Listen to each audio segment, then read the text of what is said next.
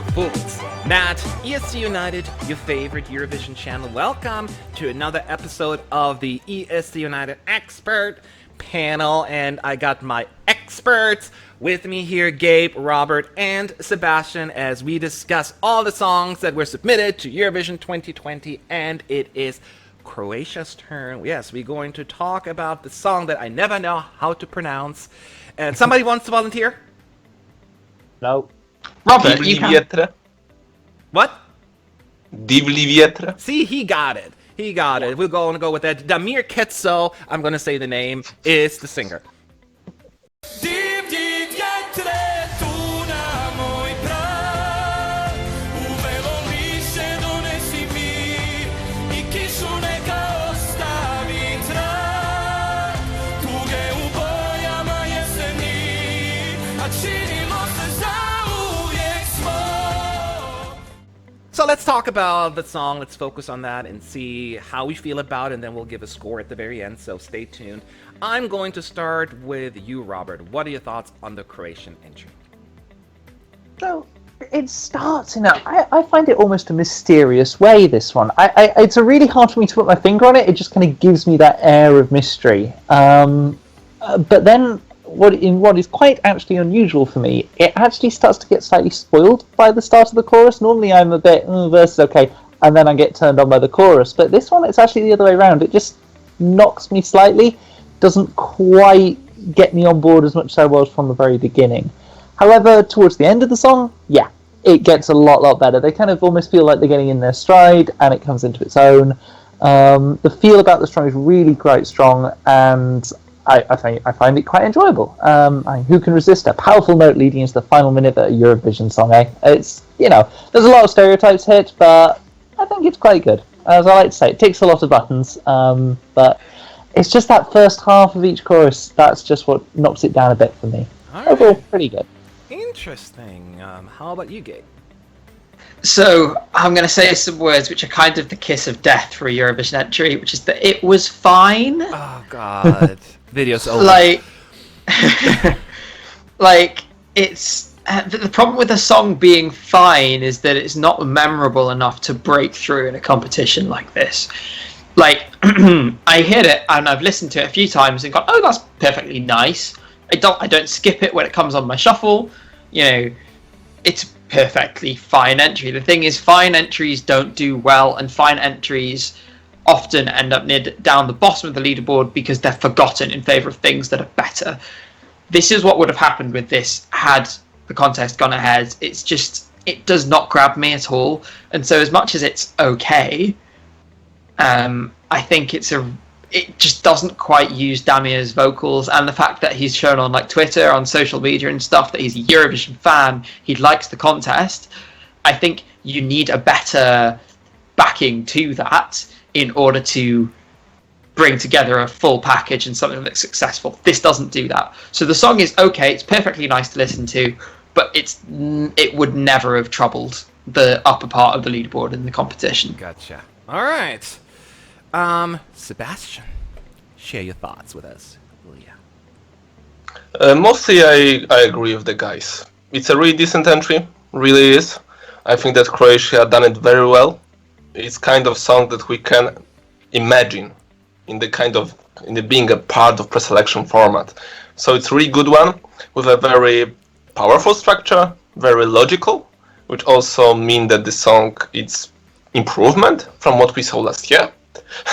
But fact of the matter is that, as Guy said,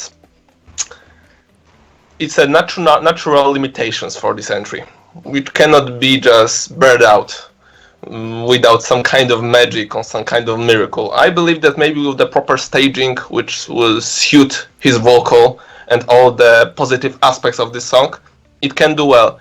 But as Gabe said, this kind of song mostly have this not huge faith to succeed in the contest at all. So I believe it's a really good song, but kind of mediocre. Okay, all right. So I'm kind of glad that I'm going last, so I can first of all go into a little bit detail. So sit tight, I have a point to make. First of all, to me, Damir's voice is ridiculous. it just blows me away. Like, you know, it's that kind of voice you just want to rip him open, steal his voice, and make it all mine. It's just so too. That's illegal, Matt. Okay. You'll get sent to jail if you do that. Sorry. But the point is, it's just so good. Just the voice that I like. It's not the only thing, though. I just really love the song. And I hear what you all saying. I get it. I don't care. Just shut up. So Eurovision fans, especially the newer generation, you know, I get it. They will not get the song. I get that they don't get it. Yada, yada, yada. It's the old Croatian days vibe that you get from the song. Not very 2020, if you know what I mean. Contemporary. But maybe that's why I love it so much. That's like the time when I started watching Eurovision. That kind of music was very popular in the contest. So I'm combined with his fantastic vocals, that big epic key change moment, the end of the song. I cannot lie. I cannot get enough of Divlji vjetre.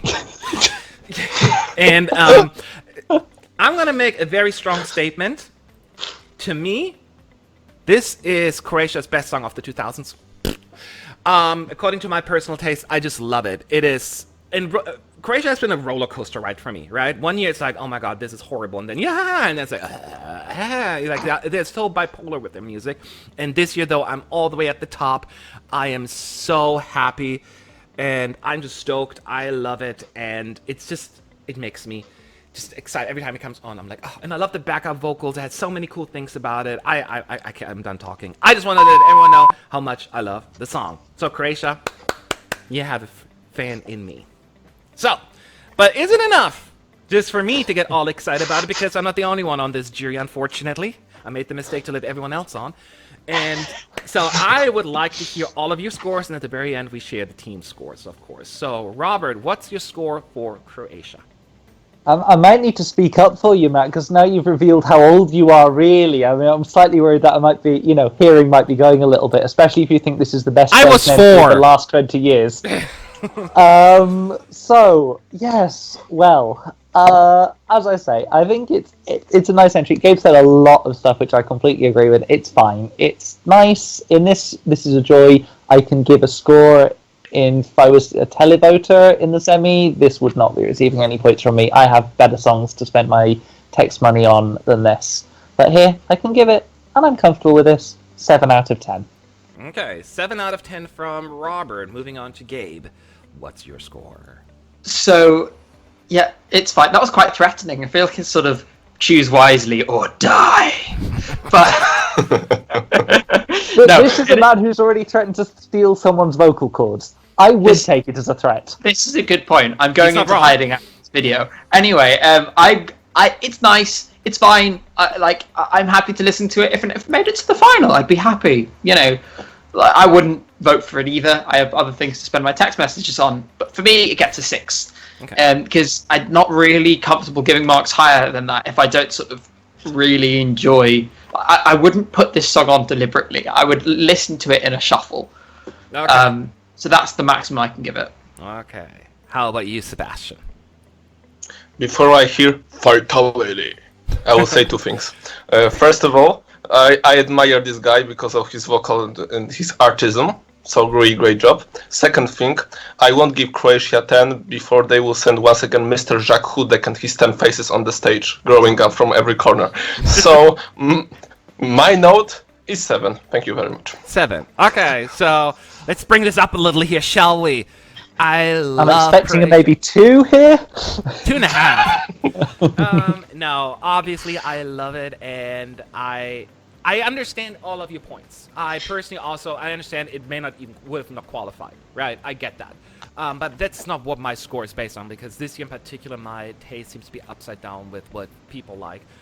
So to me, it's just the kind of music that makes me, I get excited about it, and if someone asked me what would I change, there are only minor things, but hardly anything. So therefore, I'm giving it an almost perfect score. I'm giving it 9.5. So I love it that much. So one of my favorites this year, I'm not going to lie. And but once again, I unfortunately let everyone else on the jury. Therefore, this is not the final score. I have our 4 scores and then everyone else's score with the ESC United team combined. And I'm ready to share that with you. And it is... I don't have it up. Here we have it. I thought it was just going to make up a number. No, Emotions. I started singing the song Emotions. just to try to kill some time so I can find the score. But I have it here. The final score for Croatia is 6.77. I will go first. I'm very surprised. In a good way. Yes, I gave it 9.5. But I know that this is just not a very popular song. Like, I saw all these, all these people do the top 41 videos on YouTube, and you watch them all. There's like, usually Croatia's like between 35th and 41st or something like that. Like, it hardly ever cracks the top 30 of anyone's list. So I knew that this would not be as popular as I wanted it to be, but I saw some decent scores coming from the folks here on our team, which makes me happy. It makes me happy. So I'm actually quite pleased with the 6.77. Anybody else? Any thoughts? Higher than I thought for certain. Yeah. I am slightly shocked by that. Obviously, it's below what I gave it, but nonetheless, I agree with you, Matt. It's a slight surprise. It's not the kind of thing I think people would have gravitated to, and I think just it's maybe it's just our taste as a jury team, but interesting. But it just shows you never know, because people think like whatever like the masses feel is popular, that's what's going to happen to Eurovision. This is just it's a bubble, it's a silo, whatever you want to call it. There are different tastes. And what I'd say is, I mean, I haven't seen the individual scores yet, so this could be completely wrong, and I might be embarrassing myself in front of the whole internet. But I wouldn't expect this to have many 1s or 2s or 3s, something like that, because it's a song that is difficult to hate. Like, I can't imagine someone really strongly disliking it, and so for that reason, that might mean that the lower scores pull it down less. Yeah. So those big high scores like that 9.5 are gonna maybe help it a little bit more. You got it actually right, actually. I will put them also, everyone can see them. But you're actually right. There are very few low scores, which then you make the rest of you make good points about it's not the song that you necessarily hate, but would a lot of people vote for it, right? Because if you have a lot of 6 and 7s, 5, 6, 7s, those are not the ones that you would vote for. And, a like song is worse than polarizing a love-hate song, because you'd rather have a lot of lovers and a lot of haters than just a lot of likers.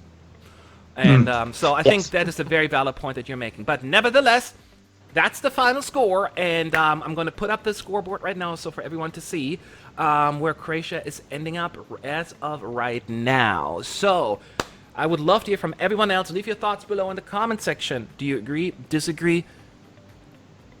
I mean, I don't care. As long as 9.5. I would love for you to subscribe and hit that like button, all that stuff that I have to say. So I'm moving on. We're all moving on. Have a good day. Bye.